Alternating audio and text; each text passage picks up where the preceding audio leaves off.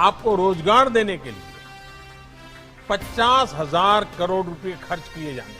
नमस्कार दोस्तों, स्वागत है आप सभी का हमारे सबसे बड़े न्यूज चैनल में, जहां हम आपके लिए लेकर आते हैं देश और दुनिया से जुड़ी बड़ी खबरें, मुख्य समाचार और काम की खबरें। हर एक खबर जान लेना आप लोगों के लिए बेहद ही जरूरी है। तो चलिए दोस्तों, हम सबसे पहले आपको देश में फैली चीनी महामारी के ताजा आंकड़ों के बारे में बता देते हैं। देश भर में पिछले 24 घंटों में कोरोना वायरस के 55,054 नए मामले सामने आए हैं। साथ ही इस वायरस की वजह से पिछले 24 घंटों में 780 लोगों की देश भर में मौत हो चुकी है और अब देश में कुल मामलों की संख्या 16 लाख के पार पहुंच चुकी है, जो कि एक बेहद ही दुख की खबर है। इसी के साथ चलते हैं दोस्तों आज की पहली बड़ी खबर की तरफ। लेकिन इससे पहले आप हमारे यूट्यूब चैनल को सब्सक्राइब करके उसके पास में छोटी सी बेल है, उसे ध्यान से जरूर दबाइए ताकि आपकी कोई भी काम की जानकारी मिस न हो और आपको समय समय पर मुख्य खबरें मिलती रहे। सरकार ने किया अनलॉक 3 के नए नियम जारी, जानिए क्या रहेगा 31 अगस्त तक खुला और क्या रहेगा बंद। सरकार ने देश भर में अनलॉक 3 के लिए दिशा निर्देश जारी किए हैं, जिसमें कंटेंट जोन के बाहर और अधिक गतिविधियों की अनुमति दी गई है। लेकिन स्कूल, कॉलेज, मेट्रो, रेल सुविधाएं, सिनेमाघर और बार 31 अगस्त तक बंद रहेंगे। राजनीतिक और धार्मिक कार्यक्रमों में भी रोक जारी रहेगी। अब तक जो रात का कर्फ्यू लगाया गया था, यानी रात्रिकालीन को जो कर्फ्यू था, वो अब हटा दिया गया है और यानी रात्रिकालीन पाबंदी है वो अब नहीं रहेगी। आप बिना परमिट कहीं भी देश में आ जा सकते हो। इसके साथ ही मेट्रो, रेल सुविधाएं, सिनेमाघर, स्विमिंग पूल, मनोरंजन पार्क, थिएटर, बार और सभागार बंद रहेंगे। कंटेंट जोन में जो भी चीजें अभी खुली है वहीं खुली रहेगी और चीजें खोलने पर उसमें पूरी तरह पाबंदी है, यानी जो गतिविधियां अभी कंटेनमेंट जोन में चल रही है वही गतिविधियां उसमें जारी रहेगी। अनलॉक 3 के सभी नियम 1 अगस्त से 31 अगस्त तक लागू रहेंगे। इसके साथ ही चलते हैं दोस्तों आज की दूसरी बड़ी खबर की तरफ है। जानिए किस तरह कान से भी शरीर के अंदर घुस सकता है कोरोना वायरस। कोरोना वायरस कान और इसके पीछे वाली हड्डी को भी संक्रमित कर सकता है। इसके 2 मामले अमेरिका शोधकर्ताओं के सामने आए हैं। शोधकर्ताओं के मुताबिक रिसर्च के दौरान 3 संक्रमित मृतकों में से 2 संक्रमित मृतकों के कान और उनके पीछे वाले हिस्से में कोरोना वायरस का संक्रमण मिला है, जिसके बाद में शोधकर्ताओं ने पाया है कि कोरोना वायरस से शरीर के अंदर कान के द्वारा भी घुस सकता है और कान को भी संक्रमित कर सकता है। इसके साथ ही चलते अगली बड़ी खबर की तरफ है। फरार हो गई सुशांत सिंह राजपूत की गर्लफ्रेंड रिया चक्रवर्ती। बिहार पुलिस को घर मिला खाली, तलाश जारी। बॉलीवुड एक्टर सुशांत सिंह राजपूत के सुसाइड केस में 1.5 महीने बाद एक नया मोड़ सामने आया है।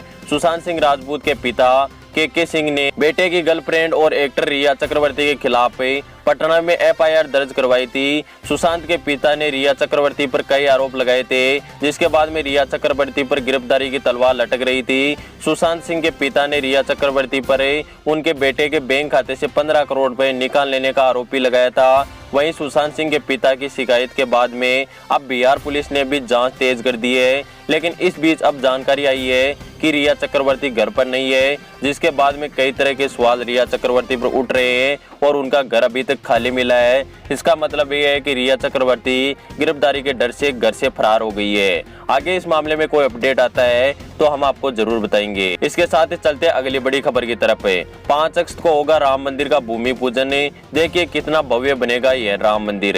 अयोध्या में 5 अगस्त को राम मंदिर के भूमि पूजन के अवसर पर यहाँ स्थित टाइम्स स्क्वायर में विशाल बिलबोर्ड पर भगवान राम और भव्य राम मंदिर के त्रियामी 3D चित्र प्रदर्शित किए जाएंगे। आयोजकों का कहना है कि इस ऐतिहासिक क्षण के संयोजने वाले अपनी तरह से अनोखा आयोजन होगा। साथ ही मैं आपको बता दूं कि न्यूयॉर्क में भी 5 अगस्त को उस ऐतिहासिक क्षण में जश्न मनाने की तैयारी की जा रही है, जब प्रधानमंत्री नरेंद्र मोदी अयोध्या में राम मंदिर निर्माण के लिए भूमि पूजन करेंगे। तो मैं आपको बता दूं कि इस खुशी के पल के दौरान 17,000 वर्ग फीट वाली LED स्क्रीन पर त्रियामी चित्रों का प्रदर्शित किया जाएगा। 5 अगस्त को सुबह 8 बजे से 10 बजे तक हिंदी और अंग्रेजी में जय श्री राम प्रदर्शित किया जाएगा और भगवान राम के चित्र और वीडियो, मंदिर की संरचना के त्रियामी चित्र तथा प्रधानमंत्री नरेंद्र मोदी द्वारा शिलान्यास करने के कई चित्र LED में प्रसारित किए जाएंगे। तो अब देखना यह है कि कितना भव्य राम मंदिर आपको दिखाई देता है LED के दौरान।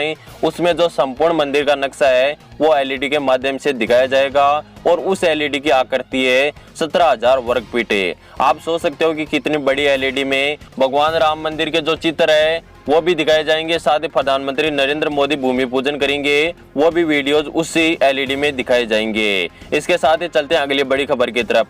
कोरोना के 2 नए लक्षण आए सामने। शरीर में ऐसा महसूस होता है तो आपको टेस्ट जरूर कराना चाहिए। पहले बुखार, खांसी, थकान, सांस लेने में दिक्कत, बलगम, मांसपेशियों में दर्द, गले में खराशी और दस्त जैसे लक्षण शामिल थे। लेकिन अब सीडीसी की रिपोर्ट के मुताबिक ऐसे मरीजों की तादाद बहुत ज्यादा हो गई है जो कोरोना पॉजिटिव पाए जाने के बाद में सूंघने और स्वाद को पहचानने की शक्ति खो देते हैं। जिन लोगों को कोरोना वायरस के 1 या 2 लक्षण दिखाई दे रहे हैं उनकी टेस्टिंग कराना चाहिए, अब बहुत जरूरी हो गया है।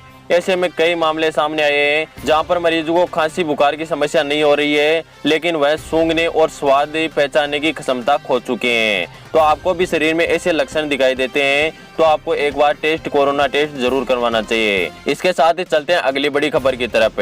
राफेल के भारत आने के बाद में चीन और पाकिस्तान हिला, लेकिन राहुल गांधी कुछ नहीं और प्रधानमंत्री नरेंद्र मोदी से किए यह सवाल है। आज भारतीय सेना की ताकत मजबूत हुई है। 5 राफेल विमान भारतीय बेड़े में शामिल हुए और अब इनको लेकर कांग्रेस के पूर्व अध्यक्ष राहुल गांधी ने वायुसेना को बधाई दी। हालांकि राहुल गांधी ने राफेल को लेकर मोदी सरकार से कई सवाल पूछे हैं। राहुल गांधी ने राफेल के लिए इंडियन एयरफोर्स को बधाई देते हुए मोदी सरकार से 3 सवाल किए। उन्होंने ट्वीट करते हुए कहा, भारतीय वायुसेना को राफेल के लिए बधाई। हालांकि सरकार बताए कि 526 करोड़ का एयरक्राफ्ट 1670 करोड़ का कैसे हो गया। 126 की जगह 36 राफेल विमान भारत ने क्यों खरीदे। हील की जगह दिवालिया अनिल अंबानी की कंपनी को ठेका क्यों दिया गया। बता दें कि अपनी हवाई सीमाओं की सुरक्षा को चाक चौबंद करने की दिशा में बुधवार को भारत उस समय एक कदम और आगे बढ़ गया जब आज के नए आधुनिक के 5 राफेल लड़ाकू विमान भारत पहुंच गए। विमान का बेड़ा फ्रांस से अंबाला एयरबेस पर पहुंचा। प्रधानमंत्री नरेंद्र मोदी ने राफेल के भारत आने पर खुशी जाहिर की, तो वहीं रक्षा मंत्री राजनाथ सिंह ने कहा कि राफेल के आने के बाद में एक नई युग की शुरुआत होगी। दोस्तों, आपको क्या लगता है, क्या राहुल गांधी के द्वारा मोदी सरकार से किए गए जो सवाल है वो सही है या गलत? आप हमें नीचे कमेंट करके जरूर बताएगा। साथ ही भारत के 5 राफेल लड़ाकू विमान भारत आने से यदि आप खुश है तो आप वीडियो को लाइक जरूर कीजिएगा। इसके साथ ही चलते हैं अगली बड़ी खबर की तरफ। मोदी सरकार आपके खाते में डालने जा रही है 2000 रुपए, जानिए बैलेंस चेक करने का तरीका। कोरोना वायरस महामारी के दौरान मोदी सरकार ने आर्थिक मदद का ऐलान किया था। इसके तहत केंद्र सरकार किसानों के खाते में 2000 रुपए डालने वाली है। प्रधानमंत्री किसान सम्मान योजना के तहत अगले महीने किसानों के खाते में पैसे ट्रांसफर होने वाले हैं। हम आपको बता दें कि इस योजना के तहत किसानों को हर साल 3 किस्तों में 6000 रुपए दिए जा रहे हैं। अब तक इस स्कीम के जरिए 10 करोड़ से ज्यादा किसानों को जोड़ा जा चुका है। 1 अगस्त से सरकार इस योजना की तीसरी और आखिरी किस्त ट्रांसफर करने जा रही है। हम आपको बता दें कि 2 किस्तें पहले किसानों को मिल चुकी है, लेकिन 1 अगस्त से किसानों के खाते में तीसरी जो सहायता राशि है उसकी किस्त ट्रांसफर की जाएगी। इसकी संपूर्ण जानकारी जानने के लिए कि आपके पैसे आपके खाते में आने वाले हैं या आपके डॉक्यूमेंट में कोई गड़बड़ी है, तो आप सरकार की ऑफिशियल वेबसाइट pmkisan.government.in पर अपलोड किए जा चुके दस्तावेज का स्टेटस चेक कर सकते हैं और वहां से पता लगा सकते हैं कि आपकी किस्त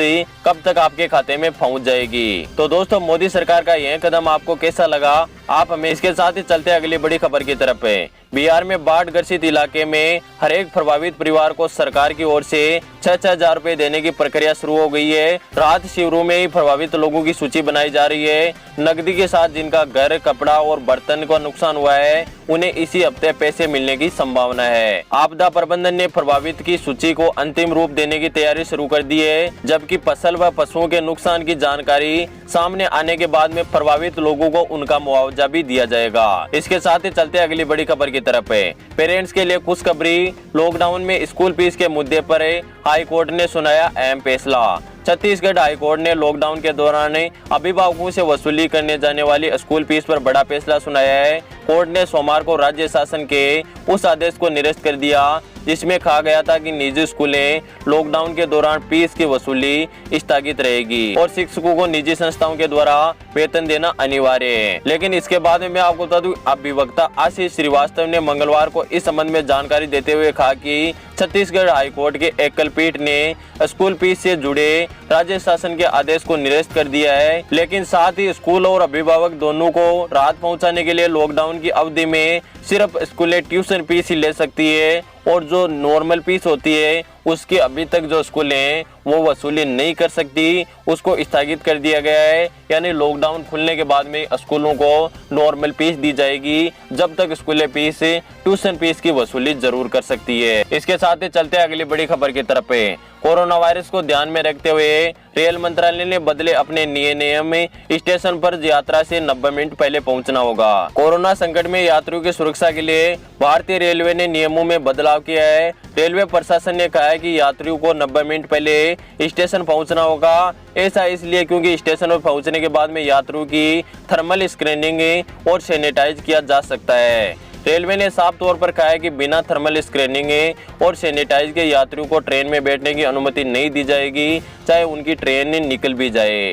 लेकिन मैं आपको बता दूं कि आपको यदि ट्रेन में यात्रा करनी है तो आपको स्टेशन पर 90 मिनट पहले पहुंचना होगा, जिसके बाद में आपको सैनिटाइज किया जाएगा और आपकी थर्मल स्क्रीनिंग की जाएगी, आपका तापमान भी नापा जाएगा और उसके बाद में आपको ट्रेन में बैठने की अनुमति दी जाएगी। साथ ही ट्रेन में यात्रा करने के दौरान आपके मुंह पर मास्क भी अनिवार्य है। संपूर्ण यात्रा के दौरान आपके मुंह पर मास्क होना भी अनिवार्य है। तो दोस्तों, फिलहाल की न्यूज के वीडियो में बस इतना ही। उम्मीद करता हूं कि आपको वीडियो पसंद आया होगा। वीडियो पसंद आए तो लाइक जरूर कीजिएगा। आगे भी ऐसी महत्वपूर्ण खबरें जानना चाहते हो तो अभी हमारे यूट्यूब चैनल को सब्सक्राइब करके पास वाले बेल आइकन पर दबा के उसे ऑल नोटिफिकेशन को ऑन जरूर कीजिए, ताकि आपको मिलती रहे ऐसी महत्वपूर्ण खबरें समय समय पर।